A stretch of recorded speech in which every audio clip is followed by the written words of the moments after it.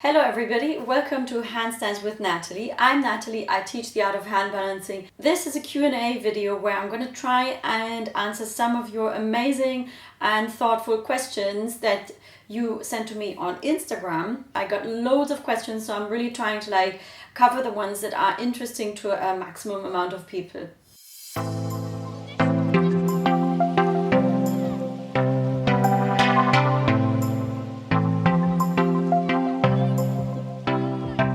People have the problem that they can straighten, so lock out the elbows when they've got the arms in front of them, but when they're actually in a handstand, the elbows tend to bend. And what the problem there is not the fact that you are lacking strength, but you usually lack shoulder flexibility and thoracic spine and upper body flexibility. So what you're trying to do to compensate for the lack of flexibility is your arms, so this is your maximum shoulder range, and then eventually your arms are trying to compensate for that by bending and getting around this maximum range here. So you're trying to basically compensate by bending your arms, getting yourself around that point here in the shoulder where you feel like you don't have any more range.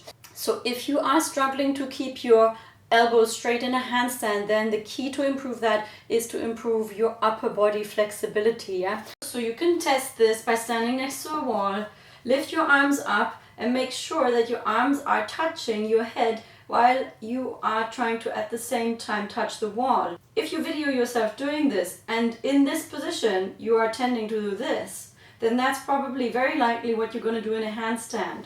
So that is sort of your analytic tool here to test whether you have enough shoulder flexibility. Can you touch the wall here without arching and without bending your elbows here? Next question. How do you rotate the shoulders outwards in order to get that really good straight shoulder opening? So rotating the shoulders outwards is a way to open up your chest more, so you get a really good shoulder alignment. Sometimes you lack the strength to actually pull your shoulder blades together in order to rotate them outwards, but it is also a lack of thoracic spine flexibility here. So generally I recommend for people who struggle to take it from here to there, I recommend to people to do a lot of exercises that strengthen the rhomboids here in between the shoulder blades and the muscles that are attached below the shoulder blades. One great exercise to improve that is knees bent, torso 45 degrees,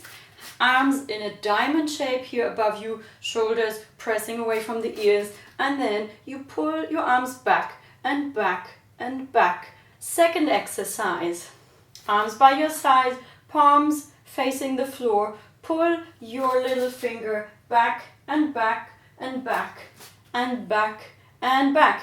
And my favorite exercise, curving and opening, which is what I give as a warm-up exercise to absolutely everybody.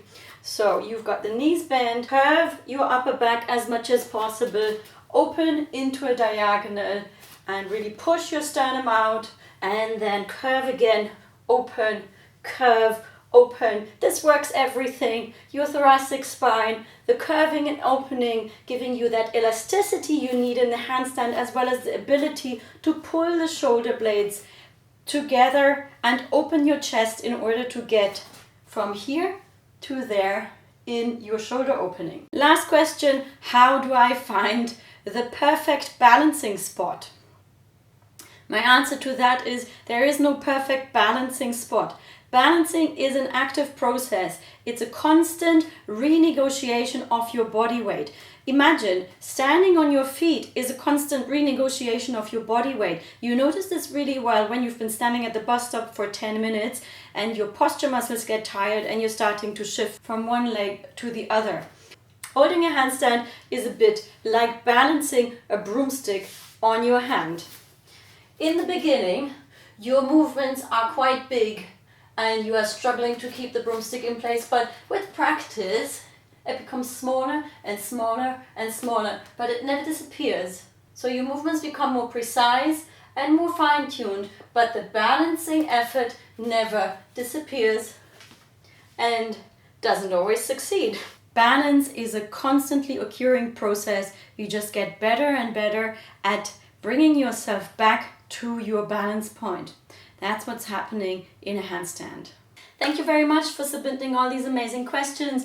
Questions about one-arm handstands and lifts and presses I'm hoping to cover in another video, and with the videos I'm going to publish here on YouTube. Also do have a look at my Vimeo videos. They sometimes cover just more complex and more advanced hand balancing things. And thanks very much for watching. Have a great day.